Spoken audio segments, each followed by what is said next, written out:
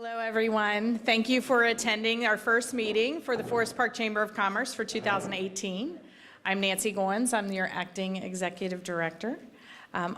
Filling in for our president today. I'd like to give you an update on the status of our chamber. Our president, Christina Toner, many of you know her. She's from Home Depot. She welcomed a new addition to their family on November the 20th. So I'm trying to remember what I know what her name is. I know her middle name is Claire because that's what Paul and I are going to call her that. But she's a beautiful little girl. So she's on maternity leave still, and we expect her to return to full capacity soon. So the executive committee of the chamber has revised and updated the chamber's bylaws, and we will have an RCP meeting next month in February, so we won't have a general membership meeting. So we will plan to present those updates to the general membership meeting in March, So stay tuned for that. Membership renewals are in process. All renewal invoices were sent in late November and early December, and if you've not received your invoice or would like another copy, please visit our website or email me at info@forestparkchamber.com. We have had interest from various members about committee positions, and we will be implementing some new initiatives, so bear with us until we get our executive committee back in full force. One initiative that we'll be starting this year, though, is the Forest Park Chamber of Commerce member-to-member discount program. Forest Park Chamber members, companies can extend offers to members for discounts for their services or products, and you should receive an email about this program in the next few weeks with offers from members. And if you would like to offer anything to your members, please contact me at the chamber, and we will have you added to the list. Today, we will hear about the new tax reform bill and what we can expect to happen over the next year in regard to taxes. And next month, we will meet for the RCP event, and that will be held in Evendale, and we'll have a presentation from a local businessman and author, Jeff Rowe. And upcoming meetings we are working on, we've got a calendar pretty well set, and we will have an update, a few other timely programs, but if anybody has any suggestions for things that they'd like to hear, please feel free to reach out to either me or Paul Brem, and we will try and get those on your schedule. You also have some other flyers on your table, and I know we'll be sending out an email with a couple of those as well. So, but now we're going to hear about what everyone came to hear about, the new tax reform bill. So I'd like to introduce Eric Bonney. He's a senior tax manager at Brixey and Meyer, and he has graciously agreed to come and talk to us today about what we can expect and how you're all going to save money, right? Sure. So thank you very much. Oh yeah, I'll hand this out. Well, thanks everybody for having me here today, and we'll talk about a really amazing product, and I'm sure everybody's really excited to talk about tax law, right? While you're eating your lunch. I have been in public accounting for just a little over 20 years, and the majority of my time has been spent in the tax arena, focusing on family-run, family-owned, and operated businesses. So, with that, we can discuss the law. There is a lot of changes that are going on that are going to be coming in the coming year. And fortunately, this time they've given us 2018 to digest this before many of it gets kicked in, as opposed to some prior years where they gave us a new tax law in January and it was immediately in effect. So the first thing that we're going to talk about will be, I'm going to spin around this way, I'm sorry, so I can see as well. There's been massive reductions to the individual rates. There has been the corporate reduction as well, and increase to the standard deductions and removal of a lot of Schedule A deductions. And a lot of this was done in anticipation to simplify the tax code. And I love it when the politicians say that they're going to simplify our tax code, because it always just makes things more difficult. So moving on, we've got the standard deductions are increasing from 13,000 to 24,000 married filing joint and 6,500 to 12,000 for single or most other taxpayers. This is significant because we are losing the child dependence or any personal dependency exemptions that we used to have. And again, this is part of the simplification. They're really trying to get more and more people to not be filing a Schedule A if possible to try to ease up the tax burden. As I said, we've got the suspension of the personal exemptions, and many of the items in the tax law in this provision are going to be sunsetting in 2025. So we're setting ourselves up again for some unique tax situations. In order to get this to be able to pass through the Senate committee, they had to jerry-rig some of the things, I guess, in order, and that's what the 2025 tax law, it's going to sunset, and we're going to either have to have another provision that's going to expand these, or they're just going to go away, which is going to create a whole different, scenario again in 2025. We do have an increase to the child care credit that's going to increase to $2,000 per child. $1,400 of that is going to be refundable, and the phase out now is going to increase to $400,000. So we are going to see a lot larger number of individuals that are going to be able to take advantage of that tax credit in the higher income areas.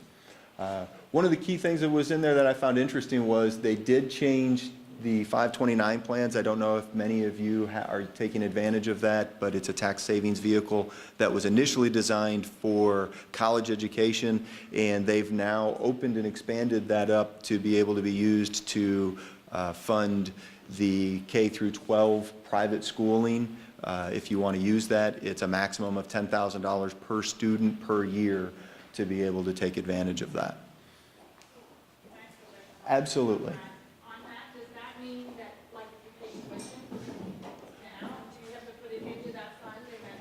You will need to put the funds into the 529 plan first and then pay the tuition through the 529 plan. And the reason for that, again, there's no savings on the federal side, but there is a tax deduction on the Ohio side that you get, which is actually increasing to $4,000 per student per year on the Ohio side. So that's the only reason why it needs to go into the 529 plan first. If you want to use that vehicle in order to pay for your private schooling, then yes, at least then you would get a benefit on the Ohio side if you were to put it into the 529 plan first. So, okay. This is probably really hard to see. It is in the handouts that are coming around. This is the new brackets for all of the married filing joint single head of household. And what the income bracket ranges are going to be. And the next slide I've got coming up, we've got a little bit of a comparison from the current law to the new law that's coming into effect. And really, I put that in there because one of the things that I've been saying for years is that in order for them to raise taxes, they're going to have to compress the brackets. And I think that, as you can see here, that's kind of what is happening. If you look at this, they've kept the 10% bracket is the same, the 15% brackets are still the same, but coming down across the board, all of the brackets have been reduced by about 3% or so. But if you take a look at the 32% bracket, you'll notice that it stops now at $200,000 for a single individual. So we're quickly going to start getting into the upper brackets at the single rate. And you'll see the same thing happens here on the married filing joint. It's again going to be cut down about 2 to 3% on each one of them. But again, on the 33% bracket, it's $400,000, and you are quickly into the 35% bracket again. So while I think for the mass majority of people, they are going to see a reduction in their taxes based on the reduction of the rates, there are going to be some losers in this. And that's the one thing that I will say about the bill is that there's winners and losers in this bill for certain. And we're still just trying to digest the bill to find out what's going to happen. Some of the changes to the itemized deductions, a big one is they did throw back the medical expenses to 7.5% starting 2017. So that's one of the few items that's in the bill that is going to impact current year tax returns that are going to be being filed this tax season. They've reduced it back down to the 7.5% again, which is nice for those individuals that have been able to take it in the past.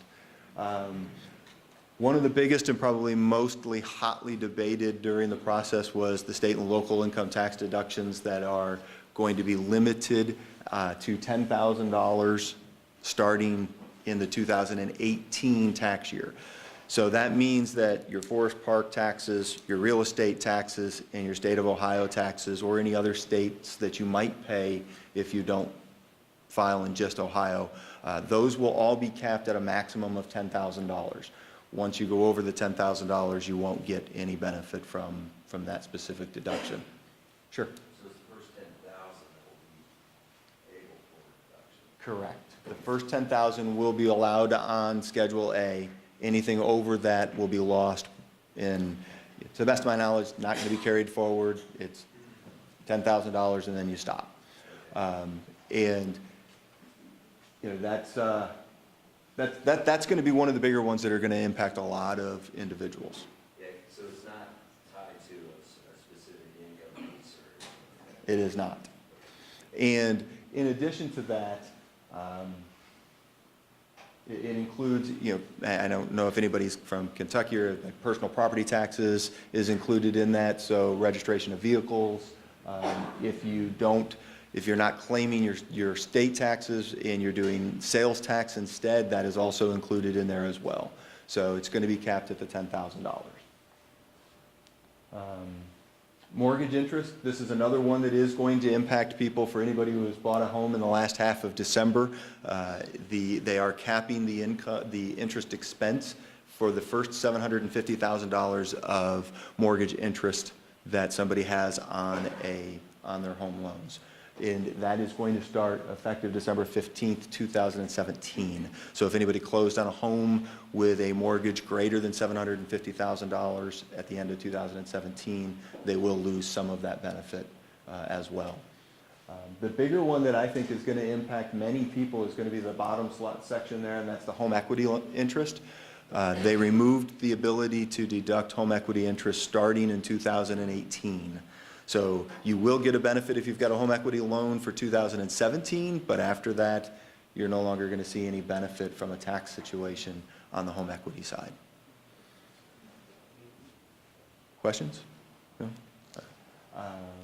Charitable contributions have also been increased on the cash side. Instead of being limited to 50% of your adjusted gross income, you will be now limited to 60%, so we did see a little bit of an increase there. Again, one of the larger ones that I think is going to impact a lot of people is going to be the number 2, which is there will be no more deduction allowed for charitable contributions for anybody who are getting season tickets and have to give money in order to get those season tickets. So I'm thinking, Xavier, Cincinnati, that's going to impact a lot of season ticket holders, unfortunately. There was a removal of some substantiation exceptions for some of the reporting entities. That really doesn't impact as much on the individual side as it does on the nonprofits. Casualty losses are going to be suspended again through 2025 unless we are in a federally disaster area, hurricanes, floods, things like that. So used to be if you had a fire in your home or something like that, you could deduct some of those losses potentially on the situation. Again, part of the simplification and trying to eliminate some of the itemized deductions, they're removing the casualty losses as well.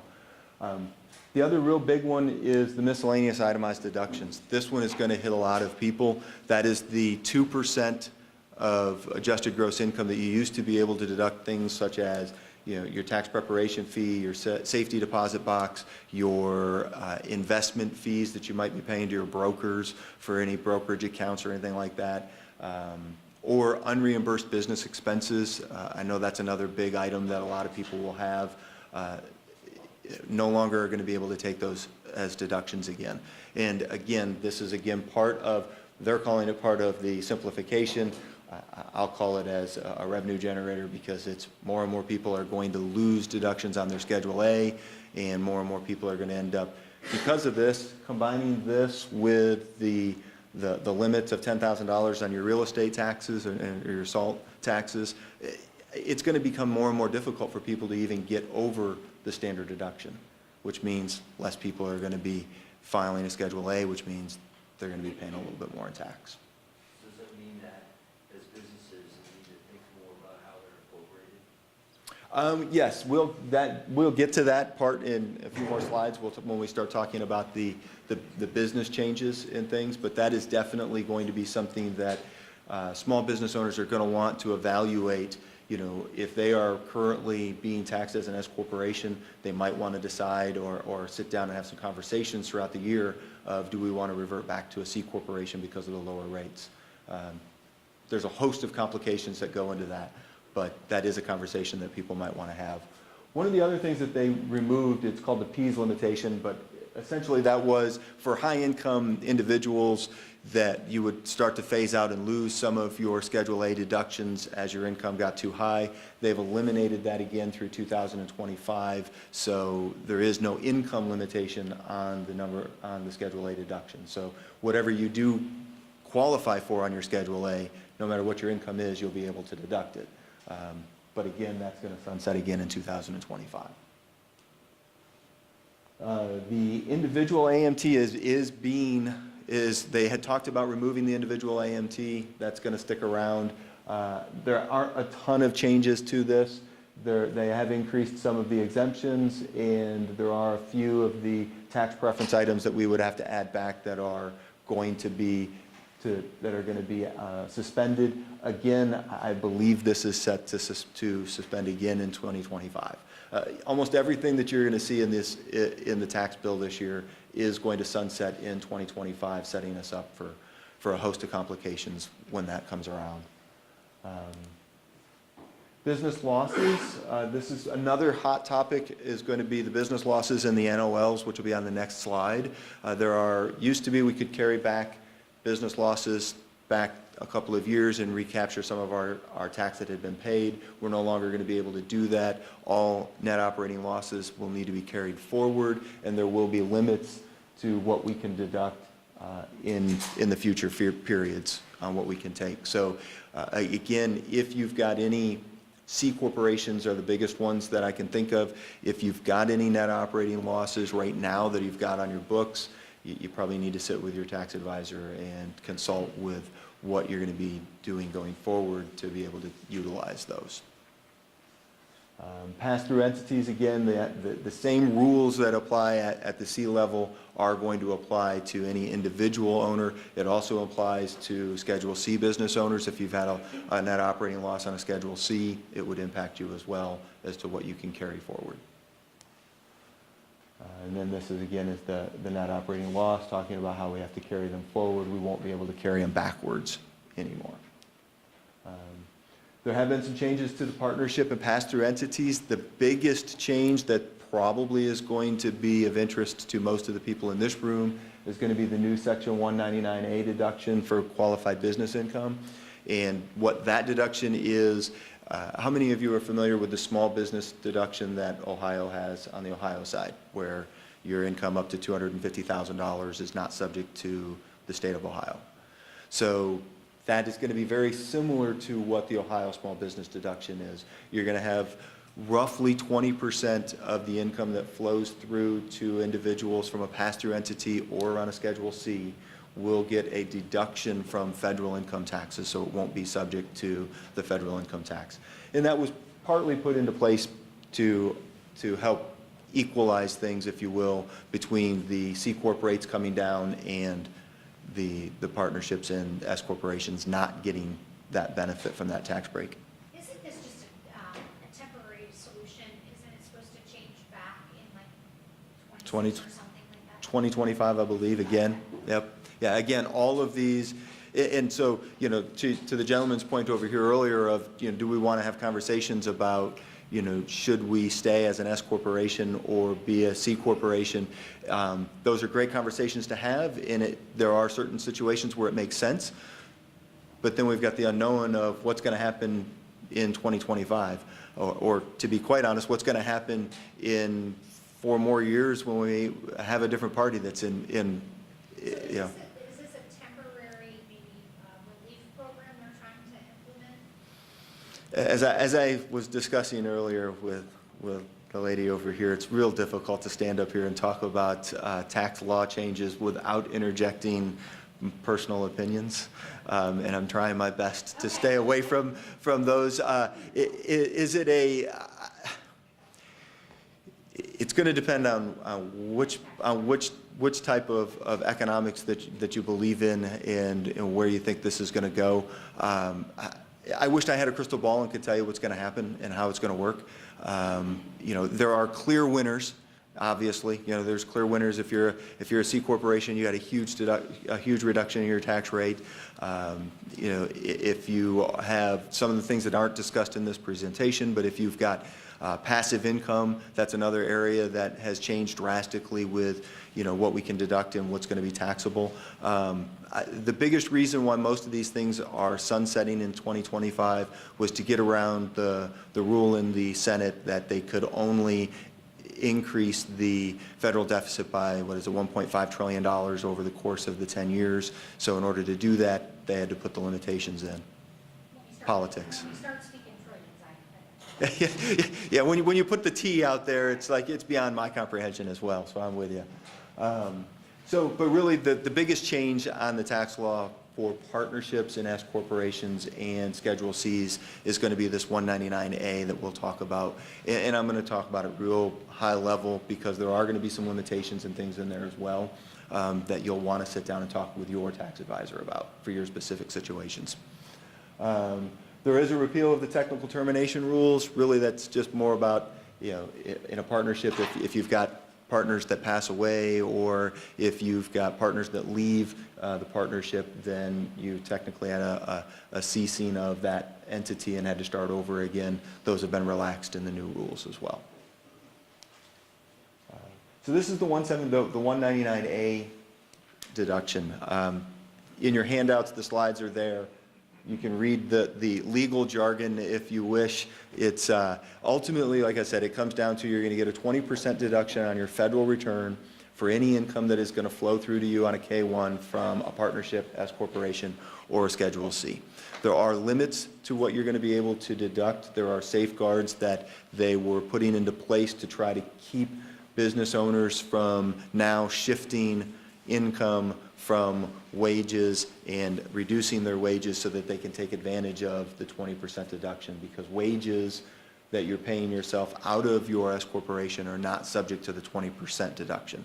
Only the income that actually comes to you and was recorded to you on the Schedule K-1 is what you'll be able to have that 20% deduction on. So, being that said, many people, you know, when this law was in its working way through between Thanksgiving and Christmas, we were getting a bunch of phone calls. Well, I'm going to cut my wages from $250,000 to $100,000 then so that I can get a 20% deduction on that increase. And I think Congress realized that that's what most people were going to do. And so they did put a few restrictions on what we'll be able to do. This is still something that we're still trying to digest and trying to make sure how this is going to work with the clients, and to be quite honest, I don't think they understand how it's going to work either at this point. So this is again talking more about the qualified business income. There are some exceptions to the rule. So if you are married filing joint and you are under $315,000 or $157,500 for a single individual, then you aren't subject to the wage restrictions that the other high incomes may have. Other areas are not allowed to take it, such as health, law, accounting. You know, they didn't like us, I don't know why. There are certain industries that won't be allowed to take the 20% deduction, but for the most part, it is anything that is not a service-based industry will be allowed to take it. And when I say service-based, it's mostly personal service-based, where you would have personal liability for what you're doing. Any questions on the 20%? Because that really is probably, for most small business owners, going to be the biggest area where they're going to be seeing some tax savings come 2018. So onto the corporate changes. The biggest one I think that most people know about is the reduction from the highest rate down to 21%. And that's the one that was the most hotly debated on the corporate side for the majority of the time. Again, this is going to sunset in 2025, and it does start January 1, 2018. There was some back and forth about how we were going to get that started, but it is going to start January 1, 2018. They're removing the domestic production activities deduction. Again, I'm not sure how many people here have had experience or exposure with that, but it was a pretty significant deduction for some clients that were in manufacturing or things of that nature, and so that is going to be eliminated as well. Again, trying to raise revenue to offset some of the cuts that they did. The biggest other change that's going to happen is there's going to be limits on interest expense that people will be able to deduct starting in 2018. The first one is going to be 30% of your income before you take into account interest, taxes, depreciation, and amortization. So before we used to just say, what was your interest that you paid on all of your loans? Put it on the income statement and we deducted that. Now, before we can do the tax return, we're going to have to actually do a calculation to find out what your EBITDA is, and then we're going to be limited to 30% of that. And then in 2019, we'll be limited to 30% before interest and taxes only. So any of those, this is going to impact a lot of highly leveraged companies, thinking of companies that are just getting started, trying to start up their business, and they've had to take loans in order to get started. A lot of those companies have got really small margins as they're getting started, and because of that, they may not see a tax benefit or a deduction on the interest expense side. Again, going to sunset in 2025. On the corporate side, we have seen an elimination of the alternative minimum tax, so that will make things a little bit simpler on the corporate side as well. We've seen an increase in bonus depreciation. I don't know how many people are familiar with what the depreciation rules were that we had, but previously we had bonus depreciation where on a new asset you could take immediately 50% of it in the year that you purchased it, then the rest of it needed to be recovered over the useful life. That has been increased to 100% of the asset, and this is another one of those few items that has been thrown into 2027. So if somebody has purchased a new asset or a used asset after September 27th, then you will be allowed to deduct 100% of that asset in 2017. And that is different than the 179 depreciation that most people are used to. The other big difference is that the 168 depreciation used to be only on new assets. It's now going to be allowed on used assets as well. Do you have a question? You have a, oh, okay, you just looked like you had a question that you were thinking. Okay, that's fine. The Section 179 has also been increased, and that's probably the one that most people are familiar with, which was if you were buying a brand new asset to you, then you were able to write it off 100% in year one, and the limits used to be $500,000. We now have a maximum of $1 million worth of purchases that we can write off in any given year. There has been a relaxation of the small business, what is by IRS standards what's termed a small business. They've increased that to $25 million in revenue.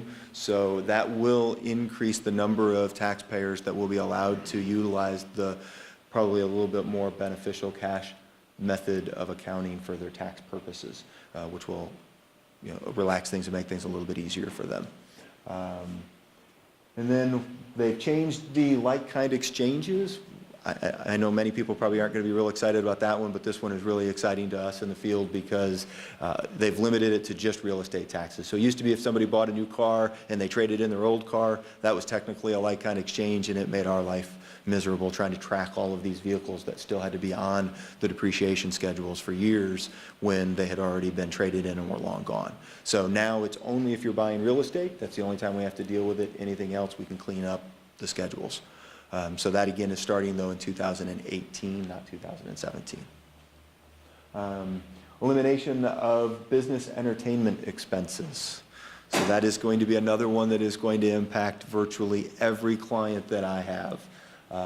I can't think of a single client out there that comes to me and does not have entertainment expenses on their tax return. So those are gone, and that one is going to be a big impact as well. I'm seeing a lot of shaking heads, but Business entertainment. What is that, Nols? yes, yes. What used to be the 50% that you used to be able to take is gone. 17 or 18. So, yeah, so, yes, 17 you're good, but 18 it's going to be gone. Sunsets to 25? It does, as pretty much does everything else. As I said earlier, there are some, Color coordinated. yeah, as I said earlier, there are winners and losers. This is a loser. So now we'll have to pay taxes if we go to a seminar or conference and they give us, the vendors give us those nice little gifts like chargers and. Sure, flashlights, technically, yes. All the stuff we put in. If it's over $25, If we value it over at $25. they do. So will they have to kind of tell us? They're supposed to. How many of them do? Right. This is more in the line of, you're taking your clients out to dinner, you're taking them down to the Bengals game, you're going golfing with them. This is separate of, say, dues at a country club or something like that. Those have never been deductible.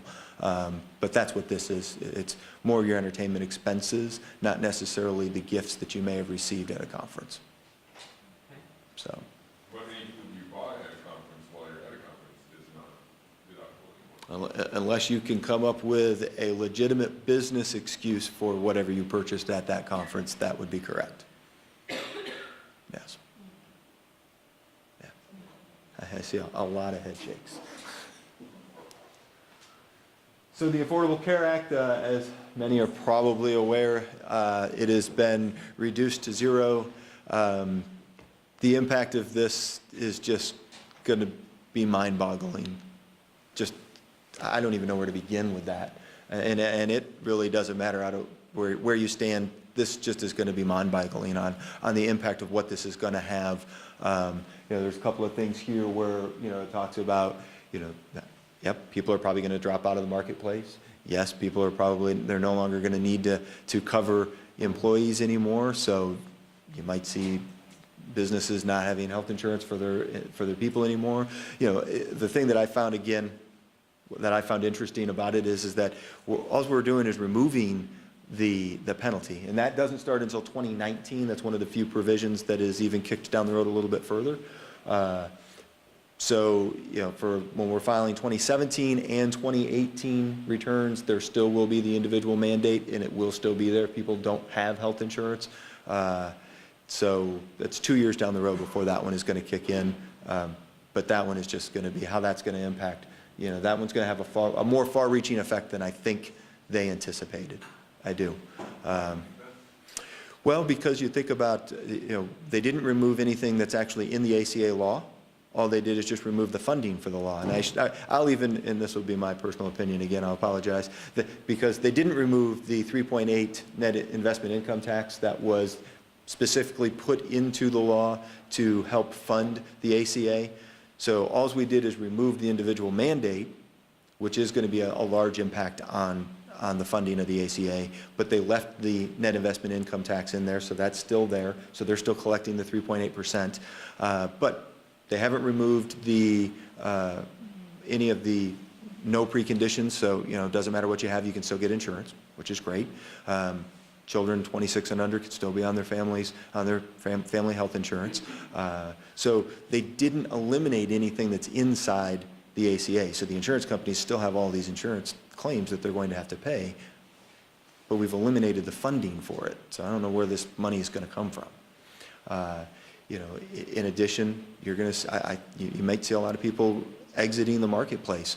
The young and healthy individuals that have been forced into the marketplace because of the individual mandate now may decide that they're not going to stay in the marketplace. And if they do, what impact is that going to have?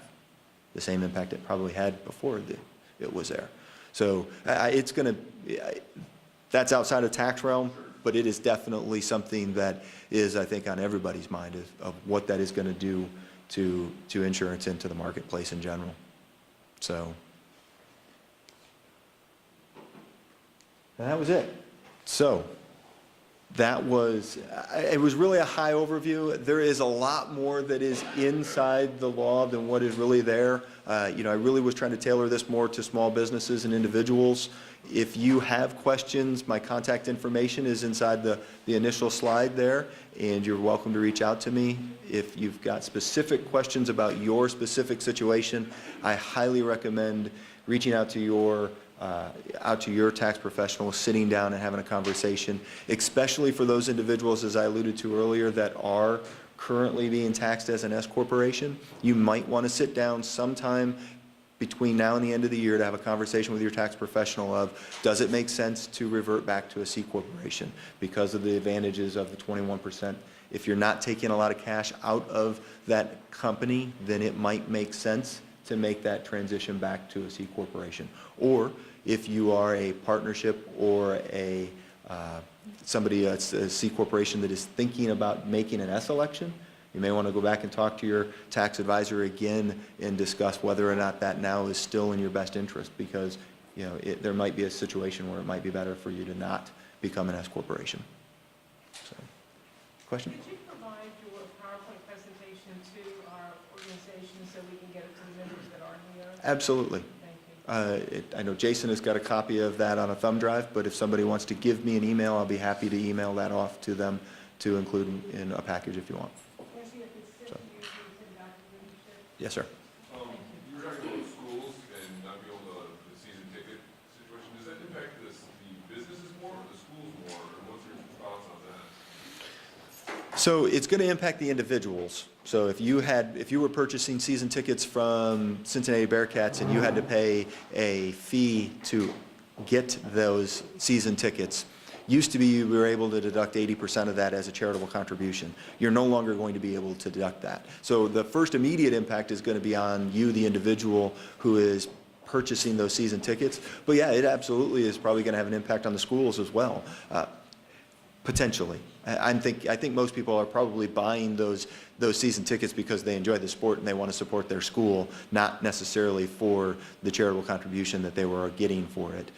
But there could be some that are there, and you're right. That side of it may be coming more from the business side, that the businesses may have been buying it because of the deduction that they were taking on the business return, and since they're not going to get that, they might evaluate whether or not they want to do that anymore.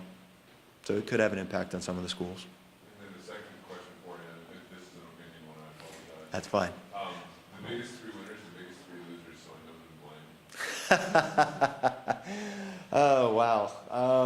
I think the biggest... As far as I'm guessing real estate will be a very large winner in this situation. Real estate was a big winner because of the rules that I didn't even discuss of, the taxability of the passive income. I think large C corporations that had that actually paid taxes are going to have a big, are going to be a big winner there. There are many really large corporations that, for a variety of reasons, didn't pay any income tax. So I don't see big gains for there. In the stuff that we've discussed, there are some other issues that are there. I think that on the individual side, I think that in the short term, I think there's some good things in there for small businesses. I do.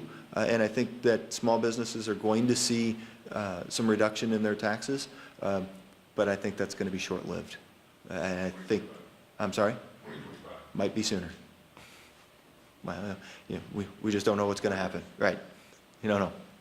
Yes, sir? I think with a lot of folks that are sole proprietors, and maybe they're doing some, a smaller business or something, outside of what maybe the normal local workaround is, such as maybe some Mary Kay or, they have things, Sure.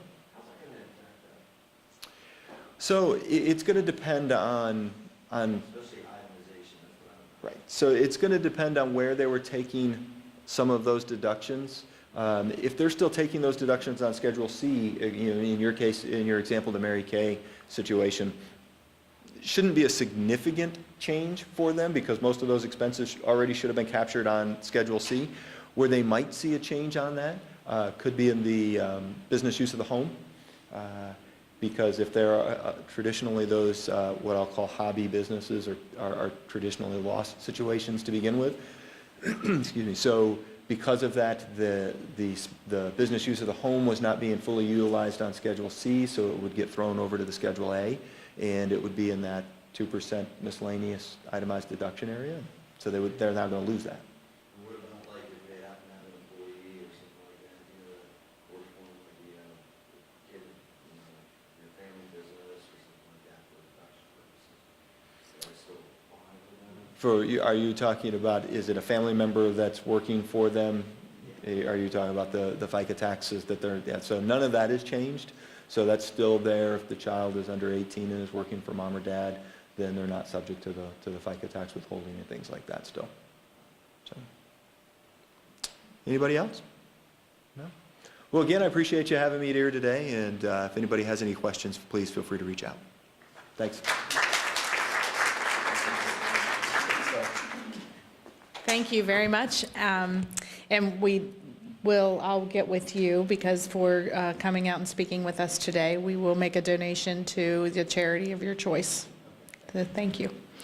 I'd like to call up right now Jermaine Hill, who is our resident, well, he's a firefighter for the city of Forest Park. He's the assistant chief firefighter. And he would like to talk to you quickly about We Thrive, which is an initiative he is very heavily involved with. Thank you, Ms. Nancy. Good afternoon, everyone. I'll make this really brief. I put flyers on the tables, and it's about the We Thrive Forest Park team. The We Thrive Forest Park team, we're a collection of individuals that came together to try to start healthy initiatives out in Forest Park. In a nutshell, we want to educate the public, make sure that they know what they're putting in their bodies, give them proper exercises. We want people out enjoying the community and having fun and being out. We've done some initiatives to try to keep the community healthier. We've donated shoes to the elementary buildings, to their phys ed classes. We've assisted with the city in buying fitness equipment for the parks. We've done sidewalk surveys. We're looking to mark off mile markers and create walking paths within Forest Park so that everybody can share how you guys could help. It's not a money pitch. Now, our group, we did receive a grant that allows for matching funds. If you want details, I have my card, call me and we can talk and connect. But more than anything, we want your energy. We want your energy. We know that you have plenty of ideas. We have a core that's 10 people strong, and we definitely need the assistance of our businesses so that we can maximize our positive impact. We've been in contact with Mercy Health Systems. They're coming to the meetings now, Buckeye Health. We have firefighters, police officers, nurses. We have a couple of doctors on board. We have Waycross Media that's on board. So more than anything, we want your energy, we want your ideas. If you guys are looking to make contributions, charitable contributions, we would allow that too. That would be wonderful, that's awesome. But we want you guys to come to the meetings. We're meeting the first Thursday of every month. Most of the meetings will be at the firehouse from 3 to 5. Again, contact me. I have my cards, you can email me, you can call me, and we can talk. But we would love to have you guys come. All right? 3 to 5 p.m. And that'll be most of the meetings. We discussed the next one being from 3 to 5, and then the following meeting being from 6 to 8, just so that those that are at work, they can't make it from 3 to 5, we can go hang at IHOP or something and discuss ways to be healthier. So hope to see you, hope to hear from you. Email me, and I'll talk to you soon.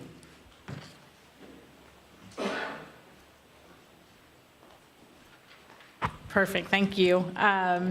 Our next meeting will be the RCP meeting, February 21st at Raffles, and that is with Jeff Rowe. He will tell us, do these 5 things. That's the title of his book, Do These 5 Things, and You'll Be a Successful Business. So I want to know what those 5 are.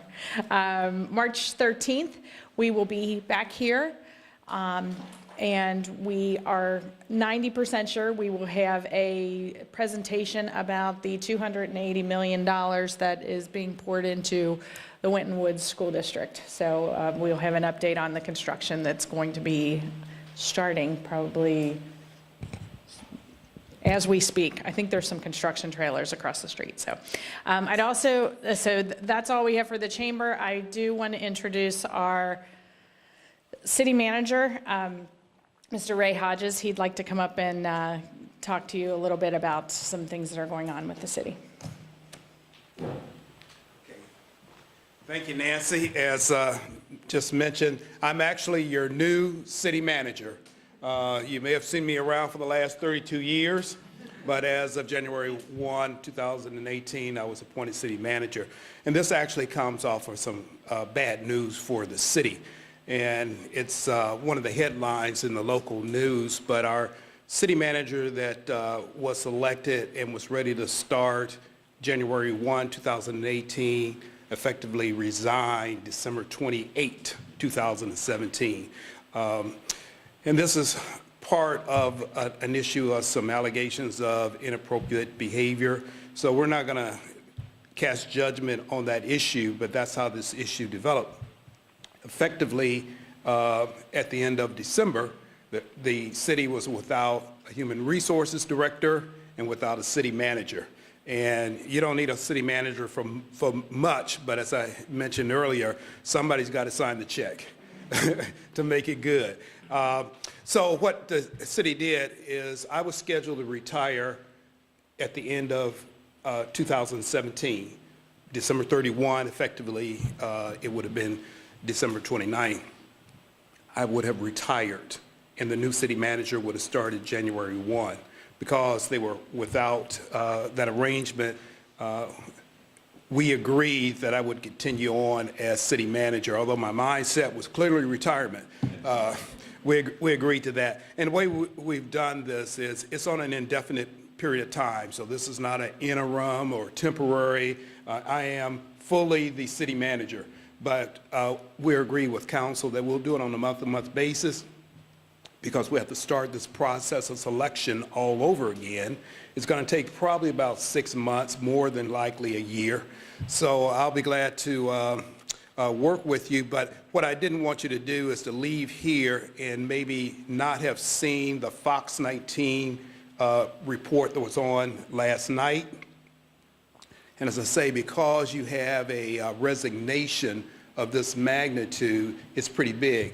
And you may go back to your office and somebody say, oh, you were over in Forest Park. What was going on in Forest Park? You know, the key thing, hopefully, that you leave here knowing is for the city as an operation, we continue to operate as smoothly and as efficiently as we have been in the past. So you won't see any change, you won't see any interruption or anything else, but at least save you the trouble of knowing that I was scheduled to retire at the end of 2017. You run into me and ask how's retirement. No, I'm actually working a little harder than I was last year, but that's the reason. We're going to get through it, but I appreciate your time, and hopefully you'll be up on the news in Forest Park on this item. Okay? Thank you.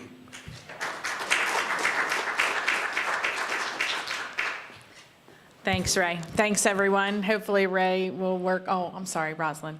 So we have and also we have a guest here today, Rosalind Foltz, and she is with Congressman Shabbat's office, and she would like to say a few words.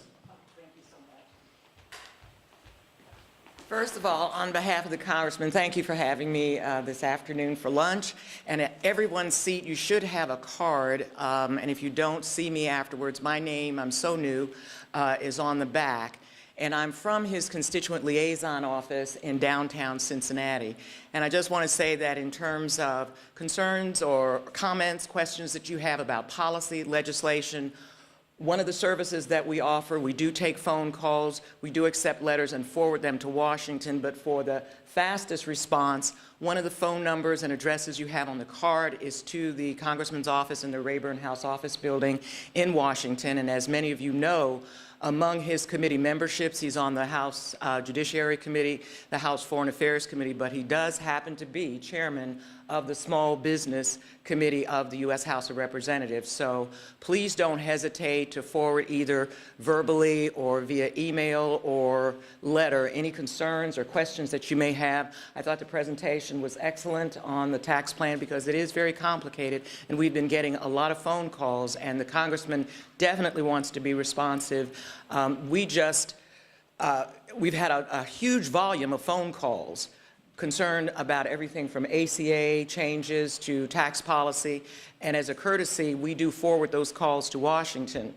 But our primary job in the district office is to problem solve for constituents, and we have staff assigned to every department of the federal government and also the military. And so if you have family members, if you yourself, if through your business you have issues concerning any of the agencies, the IRS, we will go into those agencies after you sign a privacy release form, which is a requirement in all district offices throughout the country, and then we will dedicate time to doing problem solving. And that's what we're really fundamentally set up to do. But since we are constituent services, if you see something on C-SPAN and you want to pick up the phone and call us, we'll certainly take that message and forward it to Washington. But I hope everyone has a card, and I just want to thank Nancy for being so responsive and so kind to invite me here. My name is Rosalind Foltz, and I'm usually the first person that picks up, but not always. But thank you so much.